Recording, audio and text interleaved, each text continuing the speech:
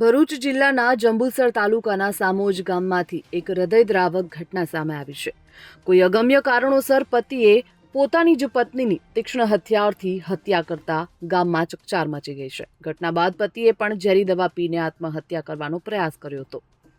મળતી માહિતી મુજબ સામોજ ગામમાં રહેતા બુધેસંગ શંકરભાઈ પઢિયારે પોતાની જ પત્ની ગીતાબેનની ખેતરમાં કોઈ તીક્ષ્ણ હથિયાર વડે હત્યા કરી નાખી હતી। ગંભીર કૃત્ય બાદ બુધેસંગે ઝેરી દવા ગટગટાવી લીધી હતી, જેના કારણે તેની હાલત ગંભીર બની જતા સ્થાનિક ગ્રામજનો દ્વારા તેને તાત્કાલિક જંબુસર આરોગ્ય કેન્દ્ર ખાતે ખસેડવામાં આવ્યો હતો। જો કે હાલત ગંભીર હોવા બદલ તેને વધુ સારવાર માટે વડોદરા એસએસજી હોસ્પિટલમાં રિફર કરવામાં આવ્યો હતો। જો કે ત્યાં સારવાર પહેલા જ તેનું પણ મોત નીપજ્યું હતું।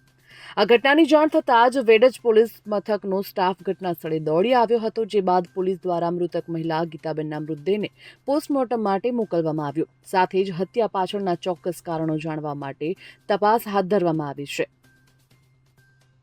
Bureau report, Gujarat fight news.